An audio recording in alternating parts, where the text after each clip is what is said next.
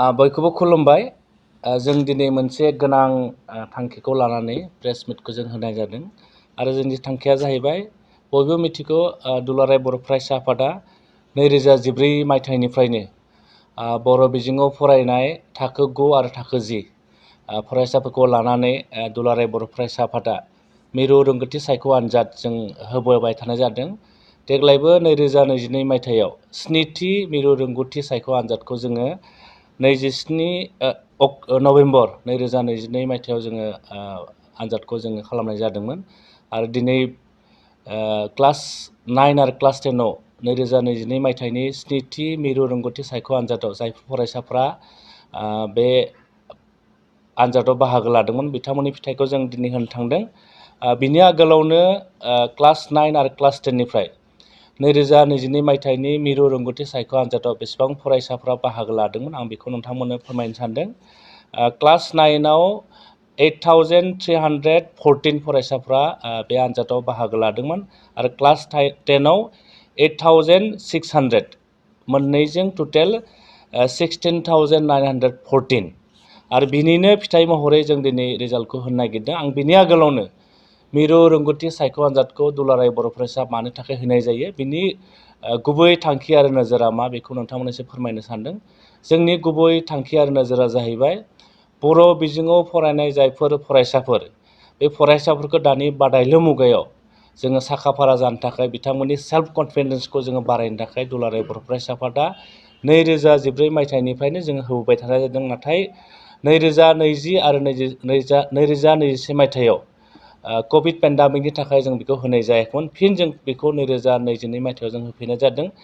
जे जों नुदों दुलाराय बर' फरायसा आफादा जि आनजादखौ जों होबाय थानाय जादों बे आनजादाव जाय फरायसाफोरा मिरु रोंगौथि सायख' आनजादाव टप जायो बिथांमोनानो बर' बिजोंनिफ्राय मेट्रिक आनजादाव टप जानायखौ जों नुदों। माने सेल्फ कनफिडेन्सखौ जों बारायनायखौ नुदों आरो जोंनि थांखियाव बेनो बर' बिजोंनि फरायसाफोरखौ इयुनाव बिथांमोननि जि गोल बिथांमोननि जि थांखि बे थांखियाव सहैनायाव जों बिथांमोनखौ मेन्टेलि ग्रथ खालामनो बिथांमोनखौ जोङो मटिभेसन खालामनो थाखाय आरो बिथांमोनखौ जोङो सेल्फ कनफिडेन्सखौ बारायनो थाखाय जों बेखौ होबोबाय थानाय जादों।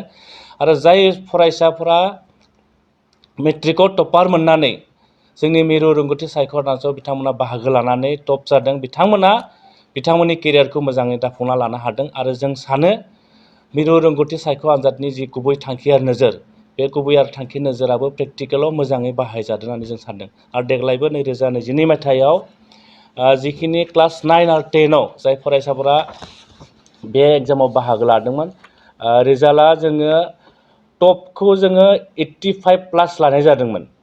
नाथाय देग्लाय जि रिजाल्टखौ जों नुबाय क्लास 9 आरो 10 एसे थांनाय गुबुन बोसोरनि बायदि आगोलाव जिफोर जालांबाय गुबुन बोसोरनि रुजुनायाव देग्लायनि रिजाल्टआ एसे माने ल' स्टेन्डार्ड होननांगोन आरो जों जेरैबायदि सानदोंमोन बेबायदि जायाखैमोन।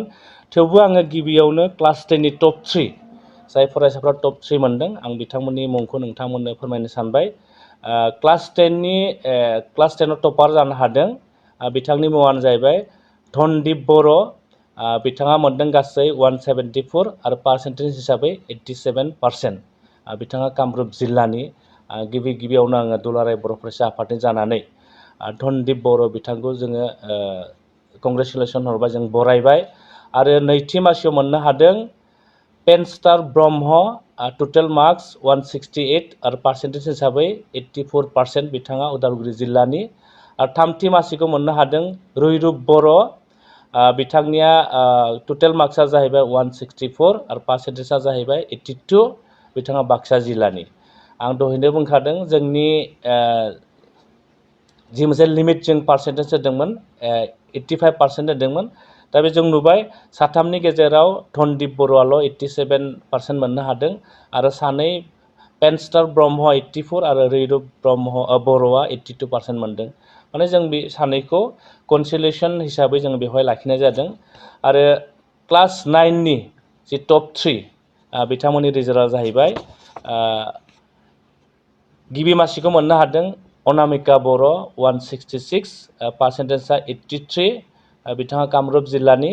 आरो नैथि मासिखौ मोननो हादों हरिस्मिता बर' मार्क्सखौ बिथाङा अबटेन खालामदों 163 पार्सेन्टेज हिसाबै 81.5 बिथाङाबो कामरुप जिल्लानि आरो थामथि मासिखौ मोननो हादों सुति लेखा बसुमतारी 162 टोटल मार्क्स आरो पार्सेन्टेज हिसाबै 81 बिथाङा गवालपारा जिल्लानि दा क्लास 9 आरो क्लास 10 नि जायफोर फरायसाफोरा बेवहाय मासि मोननो हाबाय फिन खनसेबाव आङो दुलाराय बर' फरायसा आफादनि जानानै बिथांमोनखौ आङो साबायखर बावहरबाय जोङो अल आसामैनो 17टा डिस्ट्रिक्टआव बे एग्जामखौ जों होनाय जादोंमोन आरो बिनिनो रिजाल्ट हिसाबै जोंहा बे क्लास 9 आरो 10 आव जिखिनि फरायसाफोरा दिनै मासिया गुरनो हाबाय जों बेखौ प्रेस मिटनि गेजेरजों बिथांमोनखौ जों बरायहरबाय आरो जायफोर फरायसालिफ्रा जोंखौ दुलाराय बर' फरायसा आफादनि